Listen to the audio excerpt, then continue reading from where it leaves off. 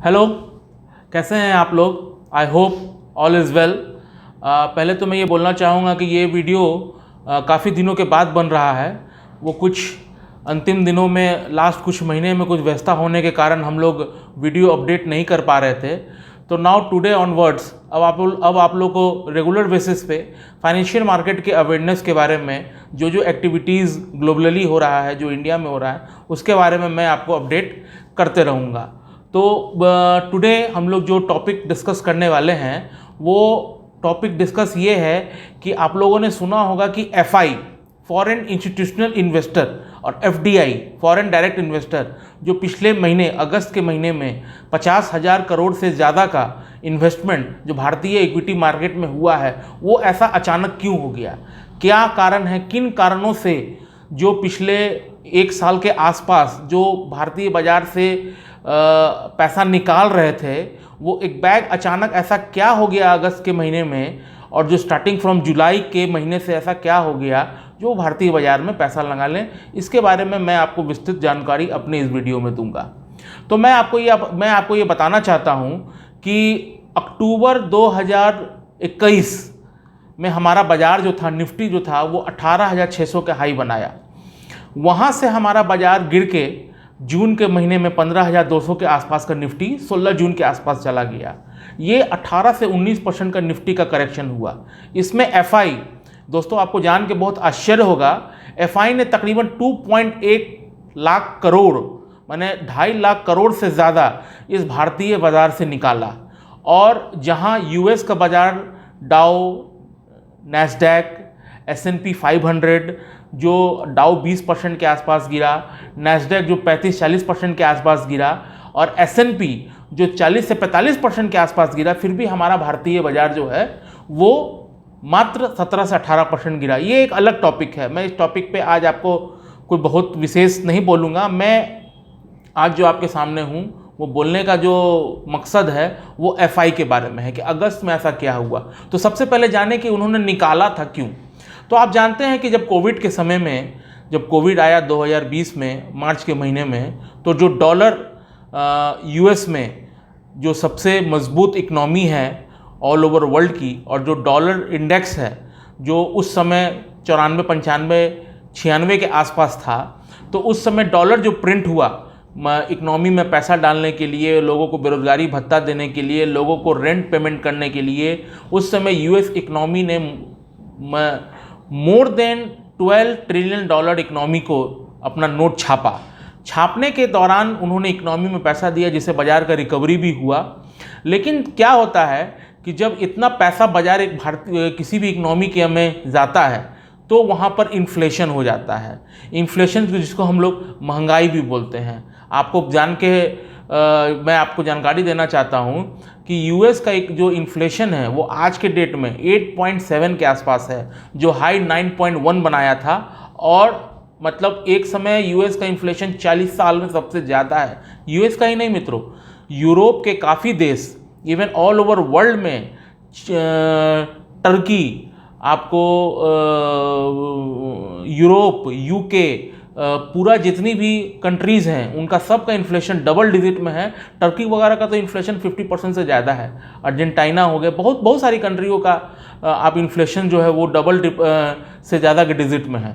तो अब इसको कंट्रोल करना था, तो इसको कंट्रोल कैसे होगा? इंटरेस्ट रेट बढ़ाकर। आप जानते होंगे कि इंटरेस्ट रेट क्यों बढ़ाया जाता है। जब इन्फ्लेशन पे कंट्रोल किया जाता है, इन्फ्लेशन पे कंट्रोल करने के लिए इंटरेस्ट रेट को बढ़ाया जाता है।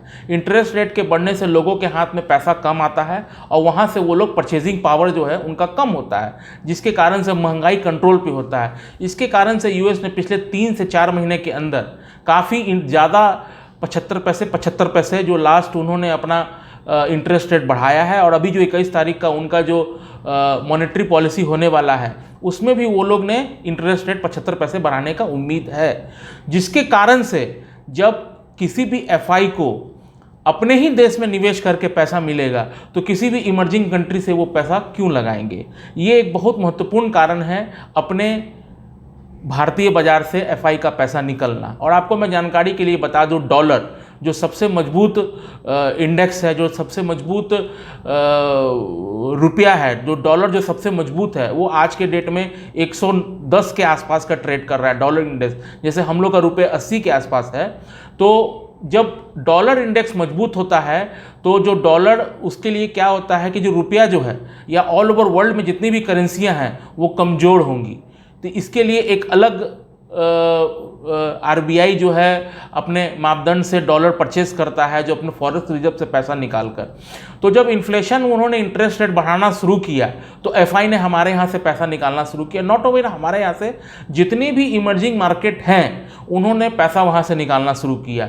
तो ये बाजार 18,600 से गिरते गिरते गिरते 15,200 तक का लो बनाया 16 जून का। लेकिन अब ये सवाल उठता है कि अचानक एफआई को ऐसा क्या हो गया, क्योंकि डॉलर इंडेक्स तो अभी भी 110 के आसपास है, इन्फ्लेशन यूएस में अभी भी 8.7 के आसपास है, और जहाँ तक क्रूड की बात है तो वो 90 के आसपास है। दूसरी बात क्या है, जितने भी एनर्जी प्राइजेस हैं रशिया यूक्रेन के कारण वो अपने ऑल टाइम हाई पर हैं। पर ऐसा क्या हो गया जो एफआई जो हमारे यहाँ लौट के फिर से आने लगे? तो दोस्तों, इसके पीछे ये जो सारा श्रेय है वो अपने जो मॉनेटरिंग पॉलिसी है, जो अपनी आरबीआई है, ये मैं उनको देना चाहता हूँ कि उन्होंने जिस तरह भारतीय इकोनॉमी को आज के डेट में एक अट्रैक्टिव बनाया है। मैं आपको बहुत ही हर्ष के साथ ये बताना चाहता हूँ कि पूरे वर्ल्ड का जो इन्फ्लेशन है और जो हमारे देश का जो इन्फ्लेशन है, जहाँ पूरे वर्ल्ड का इन्फ्लेशन बढ़ रहा है वहीं हमारे देश का इन्फ्लेशन घट रहा है। हमारे देश का इन्फ्लेशन आज के डेट में 6.5 के आसपास है, और आने वाले समय में ये ऑलरेडी और घटेगा ही, क्योंकि हम लोग का जो मेन पेन का चीज़ है वो है क्रूड ऑयल। जो क्रूड ऑयल 140 के आसपास था, आज के डेट में वो काफ़ी दिनों से 5 हफ्तों से ज़्यादा 100 के अंडर है, और अब वो 90 के आसपास है, क्योंकि ऑल ओवर वर्ल्ड में इंटरेस्ट रेट बढ़ने के कारण डिमांड कम होगा। डिमांड कम होने से रिसेशन का खतरा है, जिसके कारण से क्रूड ऑयल नीचे आ रहा है। और हम लोग के लिए, भारतीय इकोनॉमी के लिए जो सबसे पेनफुल चीज़ है, क्योंकि हम लोग क्रूड को ना बाहर से परचेज करते हैं, तो ये हम लोग के लिए बहुत पेनफुल है, हमारे करंट अकाउंट डेफिसिट पर बहुत इम्पैक्ट करता है। तो आज के डेट में जब क्रूड ऑयल कम हो रहा है, इन्फ्लेशन जब एफआई देखता है, एफआई देखते ही ऑल ओवर वर्ल्ड में जज करता है, इमर्जिंग मार्केट में भारत सबसे अच्छा जगह निवेश करने का जगह है, जहाँ पर जिस तरह से डिजिटलाइजेशन में काम हो रहा है, जिस तरह प्रोडक्शन में काम हो रहा है, जिस तरह मैन्युफैक्चरिंग में काम हो रहा है, पीएलआई स्कीम से सारे मैन्युफैक्चरिंग यूनिट को जोड़ा जा रहा है। और चाइना, जो चाइना 1+ की थ्योरी है, आज मैं आपको बता दूं, चाइना के अभी भी काफ़ी शहरों में कोविड का लॉकडाउन है, स्ट्रिक्ट कोविड है। वहाँ कोविड मतलब ये नहीं कि आपको केस हो रहा है आप घूमिए फिरिए, नहीं, अगर एक केस भी निकलता है किसी भी इलाके में तो उस पूरे इलाके को सीज कर दिया जा रहा है। जहाँ बहुत सारी कंपनियों को काम करने में काफ़ी दिक्कत हो रहा है, और वहाँ पर एनर्जी क्राइसिस भी बहुत ज़्यादा है, वहाँ पर पॉल्यूशन बहुत ज़्यादा है। काफ़ी कंपनियाँ वहाँ से निकल कर वियतनाम, कुछ हद तक बांग्लादेश और इंडिया, तो ये इंडिया में भी आ रहे हैं। तो एफआई यही सब चीज़ को देखकर एफआई ने हमारे यहाँ से बाइंग शुरू किया है। 15,200 पे वो बेच रहे थे, 17,200 पे वो खरीद रहे हैं, और मुझे उम्मीद है कि ये बाइंग जो है, ये बाइंग फिगर ये कंटिन्यू रहेगा। एक सवाल और मैं आपको इसके साथ जोड़ना चाहता हूँ, वीडियो काफ़ी लंबा हो रहा है। आप लोग जान के बहुत आश्चर्य होगा कि जब 2008 का बाजार था तो सेम अमाउंट, क्योंकि उसमें मार्केट तो छोटा था, अभी तो मार्केट तो हमारा काफ़ी बड़ा हो गया है, तो 200 लाख करोड़ का इकोनॉमी के आसपास है, हम लोग ज़्यादा है। तो उस समय 2008 में 1 लाख, 1.25 लाख करोड़ के एफआई के निकालने से हमारा बाजार धंस गया था, मतलब बहुत नीचे चला गया था। आज 2,80,000 करोड़ के निकालने के बावजूद भी मात्र हम लोग 18-19% बचे। इसके पीछे जो सबसे महत्वपूर्ण योगदान है वो हिंदुस्तान के इन्वेस्टरों का है, हिंदुस्तान के डीमेट अकाउंट होल्डर्स का है, वो हिंदुस्तान के म्यूचुअल फंड इन्वेस्टरों का है, और जो ईपीएफओ का पैसा, पीपीएफ का पैसा जो बाज़ार में लगता है, और जो मार्केट फाइनेंशियल अवेयरनेस, जो लोगों में अवेयरनेस फैला है, इसके लिए बहुत महत्वपूर्ण योगदान भारतीय निवेशकों का भी है। तो ये चीज़ कंटिन्यू रहेगा। आने वाले समय में भारतीय बाज़ार में एफआई का निवेश बढ़ेगा ही बढ़ेगा, क्योंकि जिस तरह भारत ग्रो कर रहा है वो काफ़ी पॉजिटिव है इमर्जिंग मार्केट में।